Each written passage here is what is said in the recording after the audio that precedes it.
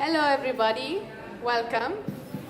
My name is Noor Al-Habash. I'm from the Italian Music Export Office, it's a new one. And I used to be a music journalist until up to six months ago. So that's why I'm hosting this panel. This panel is called The Role of Music Journalism in the Area of Social Media. And so we're gonna discuss this basically. Is music journalism still relevant? Can you hear me? Yes? Okay. Is it still relevant? Has something changed with the new Facebook algorithms? And how it's gonna change Spotify? And so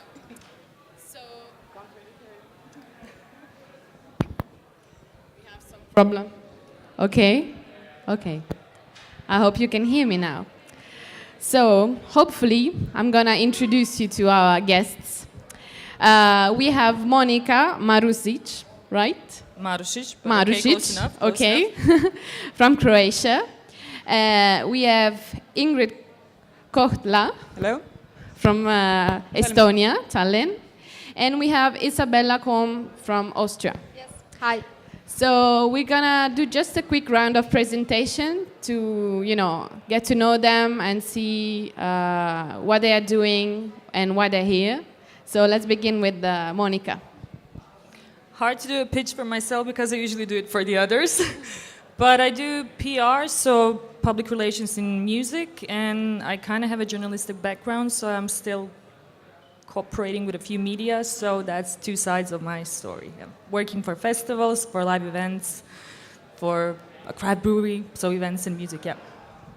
Okay, Ingrid? Hello, I'm doing PR for Italian Music Week and several festivals and events, and I also work as a part-time talent booker, and I direct my very own little music video chart show on national TV.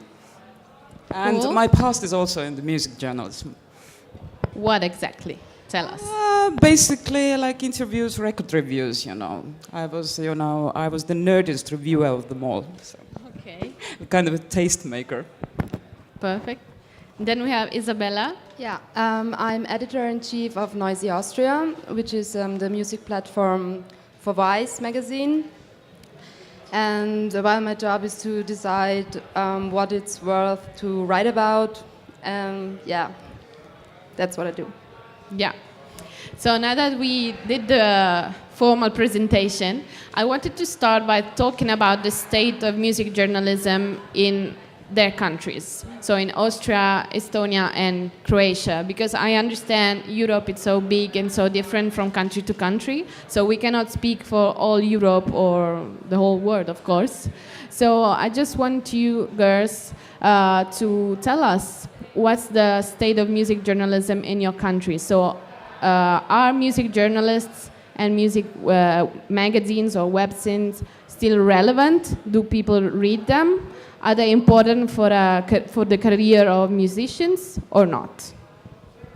Who wants to start? I'll start. I think in Austria it's pretty relevant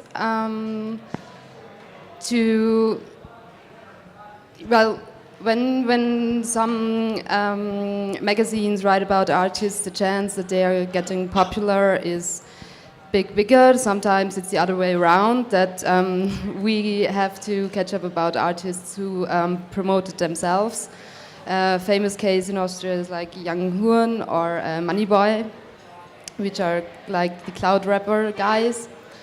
And I think in Austria radio is as well still important.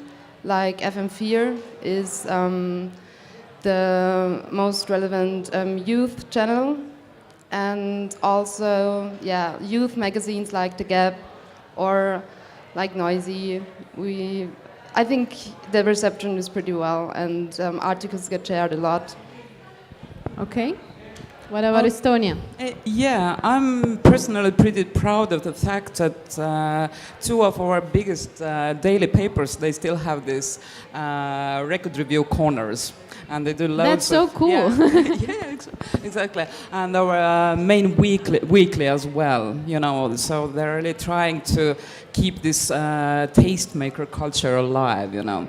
Of course, there are, you know, differences between, you know, they might not be the most popular acts, you know, but at least they get their, like, they're the critically acclaimed ones that win because of that process. And radio is also pretty important, but we don't have any specialist music magazines left anymore, you know. There was one that the last Soldier, it was like closed down last year, so yeah. You're talking about paper magazines? Yeah, paper mags. Okay. Yeah, of course we have loads of web mags, not loads of, you know, but you know, at least 4 or 5 like officials. One, for example, this public broadcasting website, you know, they're reviewing albums, you know, on daily basis and doing interviews, etc. And people are actually reading them? Yeah, they're following. Yeah, Okay. and it really matters. Like, you know, and then Estonia is also like we love lists. We love like, you know, top 10 best this or that or whatever. It's you not know, just like, Estonia. I can assure you. yeah, but it's really big, you know. Okay, and what about Croatia? Well, also quite a big number of website, like web outlets that really do good jobs, that have quality people writing for them, discovering new music, writing reviews, introducing new content. Maybe a bit like also you can find people in print magazines, in like mainstream media that can really support a lot of quality artists. Quite a lot of radios getting formatted, which is a sad story because I do have a radio show which I'm really proud of, and the whole radio is actually based on the fact that we promote a lot of good music and kids and everybody digs for a lot of good music. And in general, radio, I think it's one of the important media for sure to emphasize in the whole music aspect story because it's the most natural media for promoting music. So radio is quite big in Croatia. As I said, I wouldn't say big, but there are quite a few radio stations that do a really, really good job. And from the promoter side of the story, I work with a lot of media. I really support a lot of quality that they do. I think they're really good. But from the music side of the story, as a radio editor, I think I would like to see radios do more in airplane and supporting artists. Okay, so what is evident in Italy, but all over Europe and US and in the whole world, is that the journalist world and the music journalist world also is still quite dependent from Facebook. So as you may know, in the last weeks, they announced that they have tweaked the algorithms once more. So people are gonna read less and less about, you know, magazines and pages and more about their friends' statues. So how does that affect music journalism, in your opinion? Let's start with Isabella. Well, you see, of course, we are feeling the change of algorithm. I think the most important thing is to, more than ever, create important content that, in the best case, will be shared by a person who is kind of an influencer, who has a huge followership. That I think that is the way to don't lose like readers. Okay, so how do you get to the influencer people? Well, you have to write stuff that well, I don't know, he shares in good stuff, important stuff, good content. I don't think if you just write what everyone else would write, you drown, and you really have to more than ever think about what is the most important factor of my writing. So you're talking about think pieces, for example. About what? Sorry. Think pieces or yes, editorial. for example, or you, I don't know, have to if you do an interview with an artist, you really have to I don't know, go where no one else has gone before. In case of, I don't know, to reach something that no other media has. Like, you know, if you write a fifth thing about how his album was influenced by flowers, I don't know, you're just a fifth medium. So you have to find this particular thing that no one else has. Okay, and you think that this would get to the influencer, and then the influencer would spread the news? In the best case, in yes. the best case, yes. What do you think about it? Yeah, same here. You have to keep it original, though. I think that originality is the most overrated. It's hard to keep the pace, actually, because, for example, you said that it has no point to write down who are you influenced by or where did you meet, like in this old street corner like 4 years ago. No, but so I think this narrative is really changing now. You have to capture this everlasting now. Okay, I'm not sure I understood your last sentence. There's this term like everlasting now. Yeah. Basically this is this Snapchat logic, Okay, Yeah, so, okay, sorry. Yeah. What about you? What do you think about it? I think definitely it'll all comes back to good content. I mean, you have to have a good storytelling through your media. You have to have in-depth stories. You have to dig. You have to use the media as the original, its purpose is to inform and to educate. So you can do that a lot through your content, and definitely try to be original in a way, adapt, because we live in a way where we really have to adapt really fast in terms of try using video formats right now that are really, really good.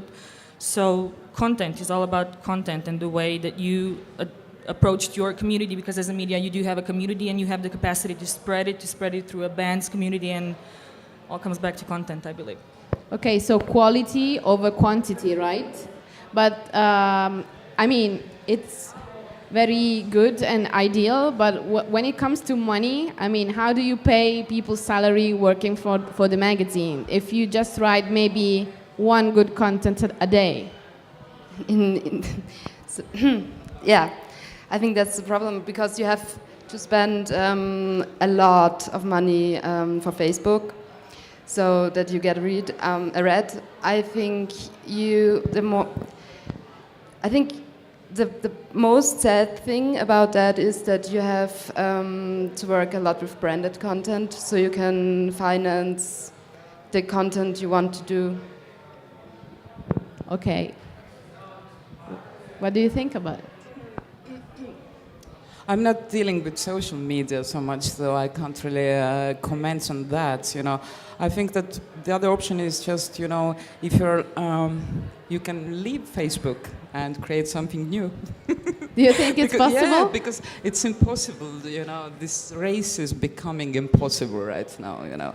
Because one day it's one thing, the next day another. So yeah, you have to be creative and create your own platform. Maybe it can be anything.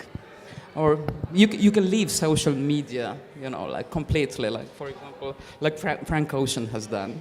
So yeah, that's another option if you want to be really, really original. Do you think this is a viable path for a music magazine, like to leave all kind of social media?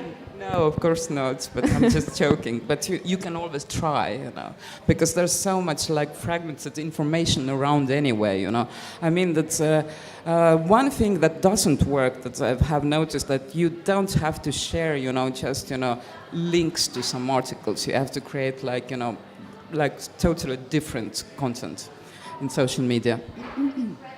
What about Croatia?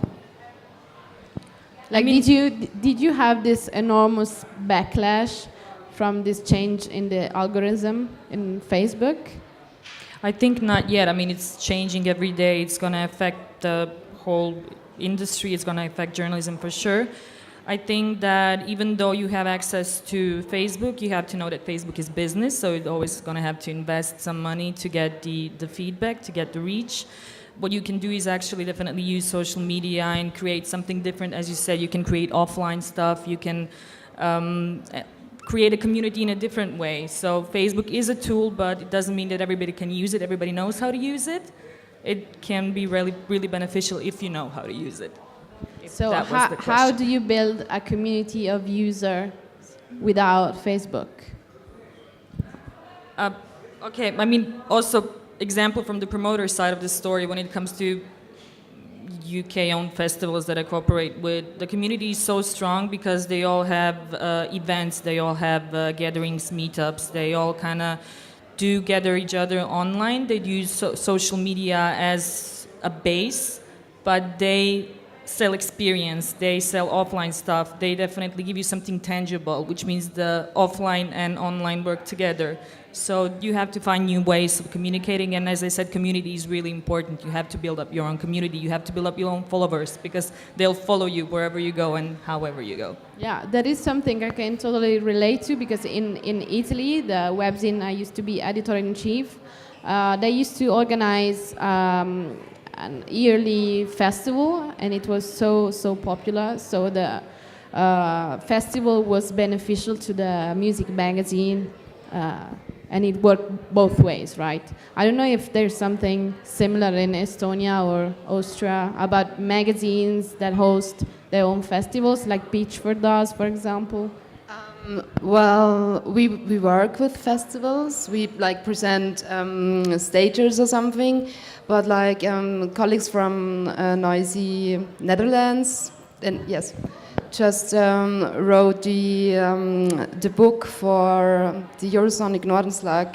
So they found a way to be present in a different manner, which is a way you can do it, for example. So what about Tallinn Music Week?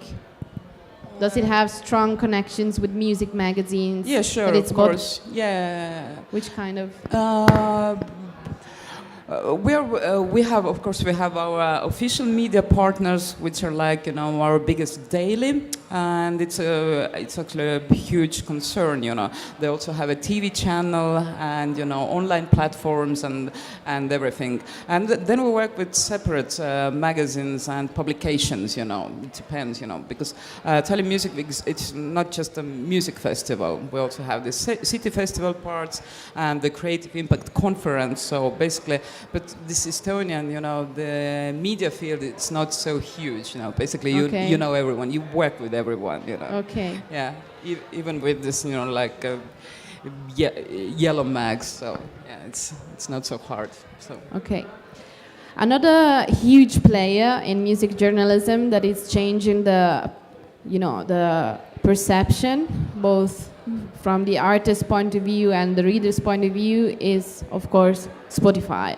So Spotify is more and more concentrating every step of music consumption, from the discovery to some kind of music advices and listening, of course, and sharing. So with Spotify becoming bigger and bigger and eating all the music experience, you know, formula, how can music magazine fit in?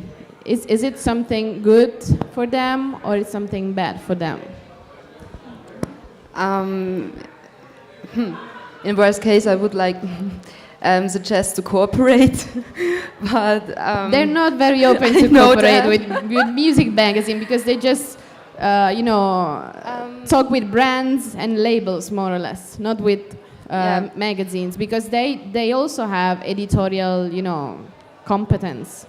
So they're more competitors than partners. Yes, they are. I mean, when we like to do, for example, song premieres, I had like 2 times the cases. They said, yeah, well, first we publish it on Spotify, and well, then we can talk about the feature.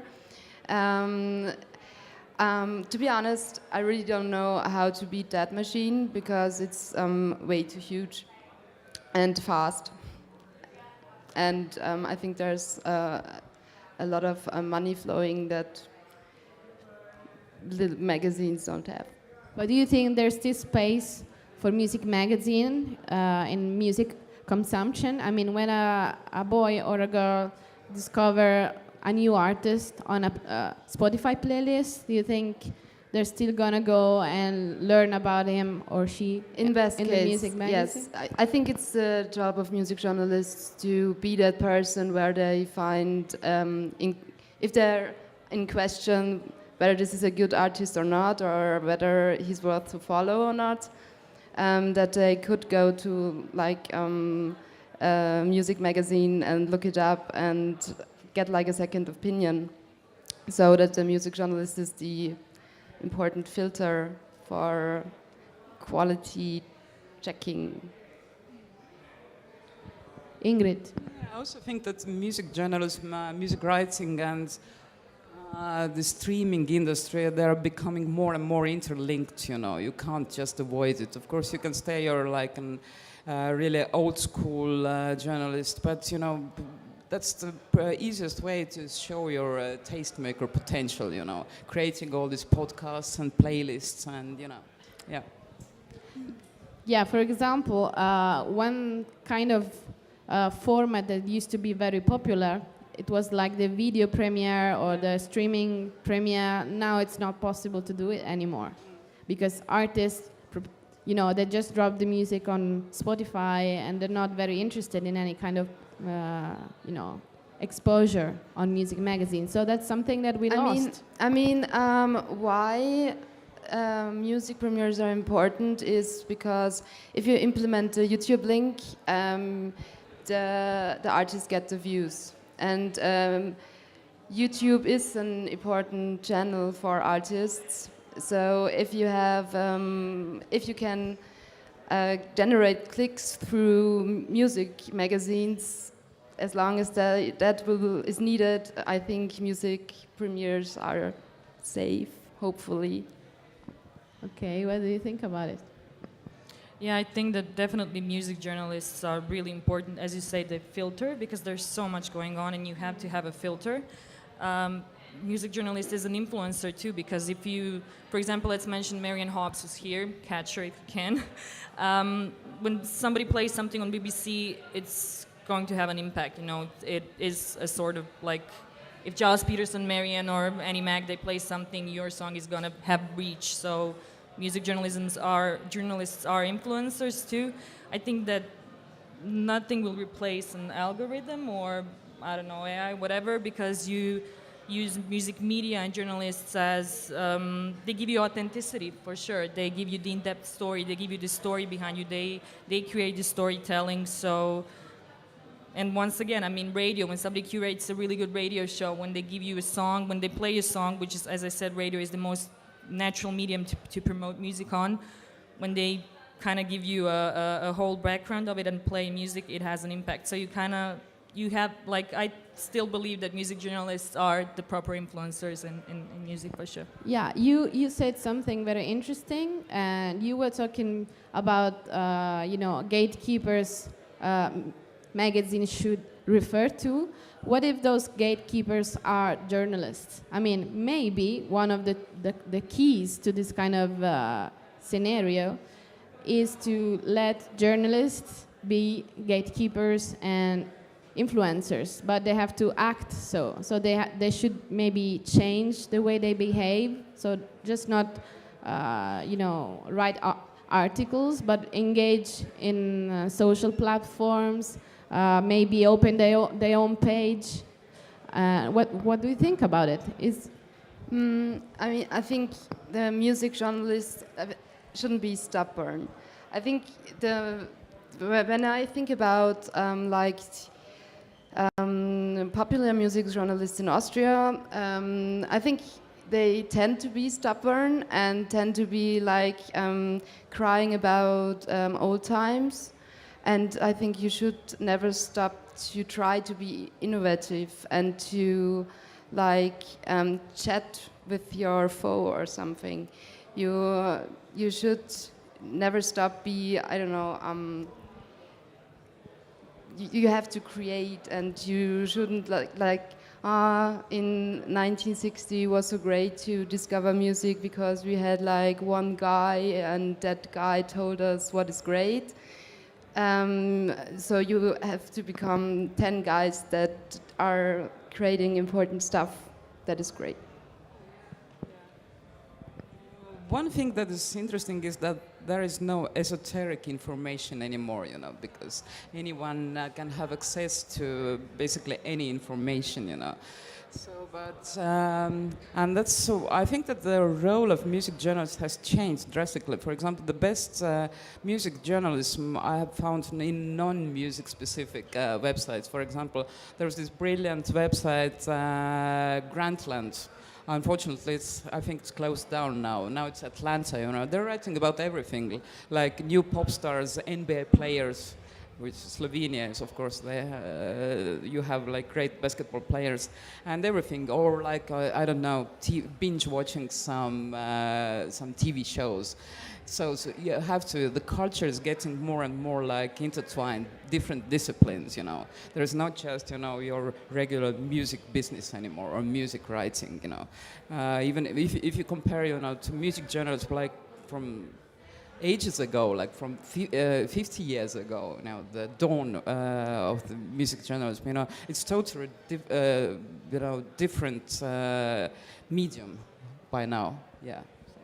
Monika, you have something to add about it? I mean, should journalists become influencers and promote their persona in order to get the readers read their articles? But I think it goes hand in hand with the fact that if you write for a certain medium, people will know what to expect from you. If you already build up your reputation by writing about something, by discovering new stuff, you're the go-to person already. So in terms of if a person should be an influencer, like have like an Instagram with 70,000 followers or whatever, that's not the point. It comes in hand, of course, but you are an influencer just by the fact, as I said, if you are Joss Peterson, I mention names that I really like to listen to, then of course if you play a song that you know it's going to be a hit because you're the one who selected it and Joss is the one who's going to make an impact. In that sense, you are an influencer as a music journalist, for sure. So we will have more people like him, do you think? But there are really cool examples. I mean, we're in Slovenia, Radio Student, they do really cool stuff, great shows, great editors. Radio Student in Croatia, in Zagreb, it's non-formatted, you can really play a lot of music, discover a lot of music. There are bright examples all over the world if you listen, if you keep like attention, and definitely they are influencers, if we use that term, for sure. Yeah, the only problem is that attention is something that really lacks our environment these days. Anyway, let's just switch a little bit from the artist point of view. So how do you think this whole new scenario could change the careers? I mean, is music journalism still important for artists, or they just have their Facebook page, they publish music online, and that's it? Do they still need journalists, career-wise? Of course, yeah. From the promoter side of the story, definitely if you're a band, an artist, and if you work with a PR person, that'll definitely include social media, but you have to find the person who's passionate about you and your music, who knows how to present your music, and who knows how to find an outlet, a media, a journalist to present it to. And then journalists definitely are important because they give an in-depth story. They give you authenticity because they write about you and they discover stuff about you. They give the storytelling, they give the whole analysis or background about you, so that's what's interesting. They need to dig and they need to find out stuff about you and present it to the world. So it goes hand in hand for sure. What do you think? Yeah, of course we do need music journalists. It's impossible for if you aren't a big music nerd yourself, then you need that kind of guidance, And I don't know, maybe it can even make you a better person. But we definitely don't need that kind of like, for example, some revivalist pop stars on the cover of New Musical Express kind of journalism anymore. That doesn't work. There is no next big thing, because everything is going in circles these days, You want to add something? Actually, no, I agree. You all agree, that's marvelous. Yeah, but you do have to educate yourself all the time if you're a journalist. Of course, there are genres appearing trap and hip hop is really big in Croatia. I mean, you have to know what's going on with that and those kids. You have to know who they are. You have to kind of like research it from a phenomenon side of the story. So, I was asking these questions because in Italy, it's beginning to happen more and more that artists that they just break, they become huge without any press coverage. They just use Facebook and YouTube, especially rappers. Like they sell a lot of records, and after they're famous, the press starts talking about them and giving them covers and stuff. So maybe it's not that as essential anymore to become famous. To have space on the magazines. Well, yes. I mean, in like Austria, we have, as I told you before, people like Young Horn and rappers as well, who like just popped up, and now you want to have an interview with that artist. Yeah, maybe it happens very quickly. Yes, and but I hope that these are exceptions, because I mean, when you write about them, like for example, Lil Peep, who was this kind of emo rapper who popped up and got popular, and when he died, a new question raised up, like, what is it good to promote drugs in rap, and they do it all the time, and these rappers who pop up is like Young Horn, he's rapping about drugs all the time, so our job is to question that and to question what they do, maybe if it's a good thing or not. And that's what we can do with famous artists. We have to question them. I don't know, for example. Yeah, I totally agree with you. And one of the things I wanted to ask you is, which are in your opinion like the hottest examples of music journalism right now, both from a professional point of view and both from a reader's point of view. So what's the last thing that you read about or that you found on the internet that really shook you and it made you more interested in music journalism? Or if you know some kind of magazines or particular journalists that are doing a great job and why they're doing it? I think, one of the most important music magazines still is something like Pitchfork or NME. They pass their profession on, and you know that you're going to have a good read or that you're going to have a good review. And that's not changed for me, but I don't have a lot of time to read music magazines, unfortunately. What about the special features that they began to publish a few years ago, the one with animations? I don't know if so they were quite a new thing where they proposed it for the first time. Yeah, I think that's a very good idea, and that's what I meant with stay creative and innovative. That is a very good example for that. Also,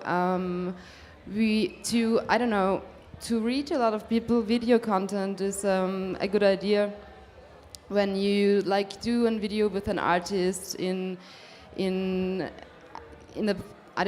studio, and you're strolling around and doing something that the fans are interested in, video is a very good way to get shared on Facebook or social media and to get attention. Yeah, because maybe the younger generations are not so keen on reading long forms, right? Exactly, yes. Maybe even the older generations. Who knows? So what do you think about it, Ingrid? I actually think that, we have been talking about all this deficiency of attention span and fragment tapes, it's information. But actually, I think that this long form is, slowly but surely is starting to edge back in. No, and you can compare it to this, you know, TV shows binge watching. You know, actually, you want to know what's gonna happen. You know, like, but it doesn't have to be like typical like review or anything. It can be, I don't know, some feature story or some combined media, whatever. You know, I'm just. Yeah. Maybe something we agree about is the classical record review is not so popular anymore, and I don't know. Yeah, If it's well written, then it's okay, of course, you know. We still need them. I mean, I love record reviews. I read them on daily basis all the time, you know. But not once on Pitchfork and NME anymore. More like Fact and Wire, more specialist mags. I think if you like are the only person and you have you're like a popular person and you're the only person that is completely destroying a new album of someone, then yes, a review is relevant. But in other way, I don't know. It's not relevant for smaller artists, you mean? It's not relevant for, you know... No, I think you have to maybe step away from the classic review and like find the workaround to get through it. So maybe, I don't know, get a third person and let's check that album out together and do something funny, or like show cloud rap to your grandma or something. Can you mention some article or content that you produced at Noisey that had really good, you know, success? Well, talking about video content, we had a documentation about cloud rap that was pretty good, and we thought of a new format where we let a person who doesn't have any idea about the artist interview the artist, and the only thing they have to have something in common. In that case, the rapper was titled "The Most Beautiful Rapper in Austria," and we let him get interviewed from a model, and that was very funny and got a lot of attention in Austria and Germany. Monika, so what are in your opinion the hottest examples, or I mean the best practices in music journalism right now? What do you enjoy the most? Or what do you think people enjoy the most? Well, bunch of stuff. It depends on what you listen to, what kind of music you want to find out about. Of course, tailor-made approach. I mean, me personally, we're in the region, so I would definitely, as I say, mention Radio Student. If somebody's here wants to get their band played on a good radio, it's Radio Student. In Zagreb, it's Radio Student.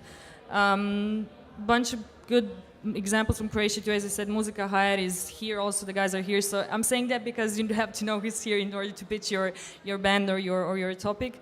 Zoran Stajic, who writes for Ravno.na, is also here. A really good journalist who writes great reviews and in-depth interviews. And personally, radio, as I said, I'm a big fan of radio. Triple J is one of the best channels ever because they have a special channel for bands that don't get any. They don't have a publisher, or they quite indie in terms of not having any support, so they give them a special channel.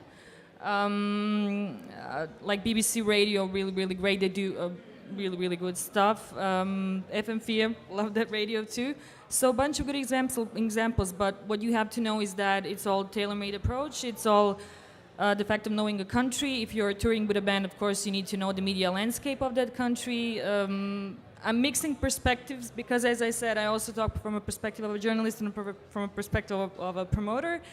But you just keep an eye on what's going on because you have to do your research, you have to know what's happening in the world, you have to know what, in the genre that you work with, you have to know what's happening, definitely. Yeah, that's sure.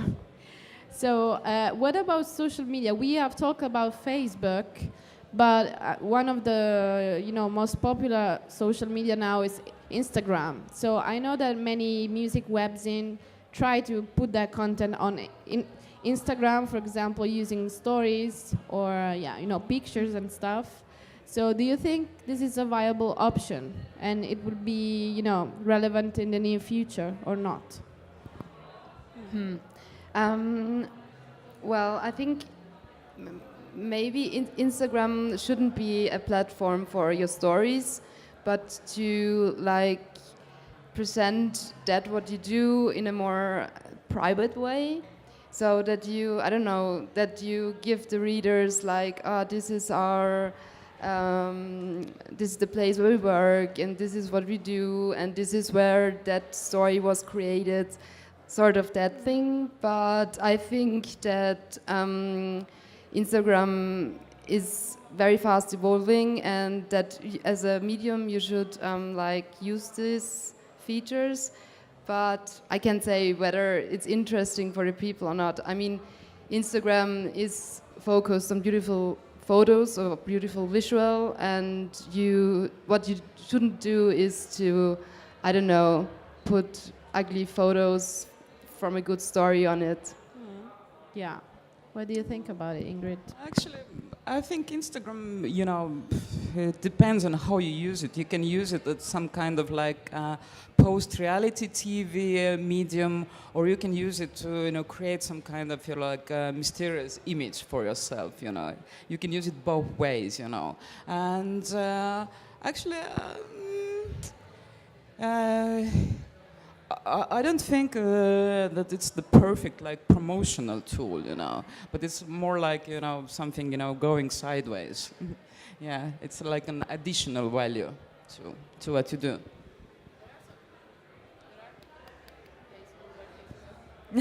Definitely, media will use it. They use it. It's the fact of approaching to of adapting to new stuff that's happening around us. It used to be said that radio is the fastest medium, but in terms of this, Instagram could definitely replace that, because you place an information really fast, give a 2 sentences, good photo, and you got the information out. So in terms of informing people, it does have an impact for sure. I just wanted to add something, is that there are some kind of magazines that are using Instagram as a publishing tool, so they're just not using it to promote the website, but they're just putting their content on Instagram. So when you mention videos, for example, they put the videos on Instagram and they write articles on Instagram, although they don't support links yet. So I think they do, don't they? You know, I think in Austria, when we Vice is doing Instagram stories as well, but I think you can include the link there. no, I mean in the photo description. You cannot put a link. Yes, Yeah. that. Anyway, I think we talk about a lot of stuff. There could be, you know, more and more issues to discuss, but we don't have any much time. So I guess what we think it's important in music journalism now, it's quality, right? So we come from an era where quantity was very important. So magazine would publish news every hour on Facebook and on Twitter, whatever. Now it's shifting through, you know, towards quality. So maybe less content, but better content, right? Definitely. So guys, if you want to ask some questions to the speakers, that is the time. Any questions? That's good. This is the longer one. Thank you. I agree with you all that music journalism is a very important thing still, for me as an artist especially. So this might be a little bit off topic, but I would like to ask you how, as an emerging artist, can I get through to you actually to write about me? This is maybe a good question. Good question, thank you. So, Come and say hi after the panel if I can help with music stuff, with radio, with writing about you or whatever. But you need to be present. You need to definitely, like, places like this are really cool to meet people. So you have Isabella here. You can definitely call for a cup of coffee and, hey, let's talk. You need to know how to present yourself. You need to have, if you're working with a PR person, you need to have someone who's passionate about you, who can present your music. If you use social media, you have to know how to use it. You have to know how to create reach around you. So you do have to, being here, you know that music is business. So you know that create, like it has to have a lot of planning, a lot of patience, and a lot of persistence. So that's it. I mean, yeah. It's not like, yeah, come and say hi and let's, yeah. Well, basically the same here, yeah. But I personally choose to review only acts I really like, so, or people I really like. So I have no recipe, do your homework, find out about, the people you are, the person you're trying to approach, For example, no, I don't have to listen to some, the hottest up and coming, act, if it doesn't interest me, Yeah. Camp outside their offices. And I don't know, yeah, go to events and talk to the people. I think that's a good way. And yes, like they said, be present and persistent. If I may add something, most of the artists are not media specialists. There are people who are, and these are called publicists. So it's good to have somebody who knows the media if you don't know how to reach them on your own. Yeah, as I said, like, it's business. So if people who can present you better than you can present yourself, of course, a really cool colleague, if you need someone in Slovenia, talk to him.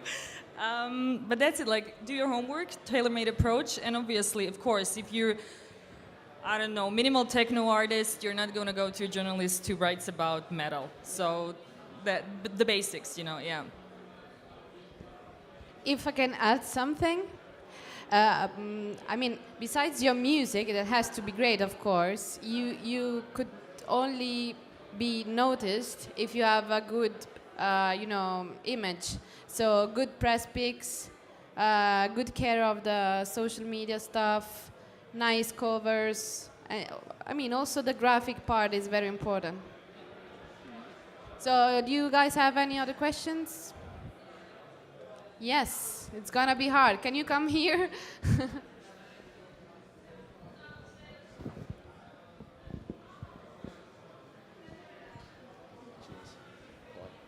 Hello.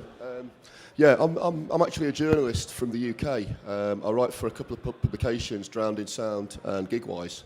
And one thing that's really disappointed me in recent years is the number of PRs, labels, managers, and in some cases artists that seem to prefer premieres and exclusives of YouTube links or SoundCloud links over actual written content. What's your view on that? So, okay, my promoter's perspective is I prefer content for sure. You come from the UK, I work for the UK festivals such as Love International Soundwave, blah, blah, blah. So content is always important. If you get a feature on The Guardian about an artist that plays at the festival, if you get selected to top 10 festivals, if you get to top 5 resident advisor with a background, with the story around the festival, with the experience around it, definitely creates a difference. And I always prefer that over a link, here's a premiere to this dot. So that doesn't make any impact, it doesn't make any difference. So content, I'm a sucker for that, for sure. No, of course, I totally agree with that. Question about... I mean, I think in many ways it's kind of created a bit of an albatross because the thing is, I mean, both the sites that I write for, we obviously prefer content. In the case of Drowned in Sound, we don't do premieres or exclusives at all. But you've still got the same PRs that will come and say, write, or just put a 50-word soundbite with a YouTube link for an artist that's probably got 500 Facebook likes. It doesn't make any sense. I think in many ways as well, they're actually doing their client a disservice. I mean, it's obvious that we're living in a world where you listen to playlists, to podcasts, to mixes, to YouTube playlists that totally give you... They don't give you any background about the artist. I mean, it's totally depersonalizing music, so to say. But I think a really good story creates a great buzz. So story, content, story, yeah, research, portraying, that's it, content. No, thanks.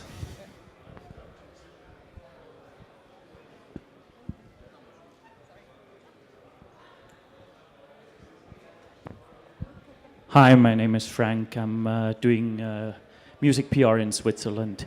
I just want to add, one thing is content is king, but distribution is King Kong. So I see a lot of managers coming to me and telling me, look, it's nice if I have a good music magazine, even if it's like still have 30,000 readers. But if I get 5 million plays on YouTube, this gives me way more exposure for my artist. So I would agree. I would always go for content if I could choose. But if a manager comes and pushes and they want to see figures, then it's always like, okay, are we going to drop this on a special playlist? Are we going to do one of these playlist curators? Or are we working with a music magazine? Then it really depends where you want to head with your artist. And one for you, good advice is go to Twitter. All those music journalists are hanging out on Twitter. Everyone is, and also the playlist curators. So, and they love Twitter friends because no one is listening to them and is talking to them on just the other music journalists. It's basically a platform for journalists and for social media experts. So if you hang out there, you find those people and they're happy to talk to you. You don't have to connect by Facebook or Instagram. That's not cool for them. But if you hang out on Twitter, you'll find your people. Thanks. Yeah, a short comment. I would like to talk to you later, yeah. But you have to start somewhere, I guess. I mean, the spark is going to happen maybe on an independent media. It's going to happen on, like, when playing a gig, touring, whatever. The spark is going to happen in a small club. Not everybody is destined to be big, not right away. So it's work in progress. It's doing your homework, being prepared, being patient, doing a lot of hard work, and things will happen. But you have to really try hard. And maybe you get 5 million plays, and then people write story about you, like, hey, an anonymous dude got 5 million plays. Stuff like that. You want to add something, Isabella, to what he said? I mean that PR people prefer to approach playlist curators and influencers and not music journalists. I think that's what I meant with you have to become like an influencer as a music journalist. Okay, so that's what we were talking about earlier, right? Yes, so exactly. the media platform or the journalist has to be an influencer. Yes. Any more questions? Questions? No? So thank you very much for listening, and thank you to our guests. Thank you. Thank you. Talk to us later. We're here. Bye. Bye.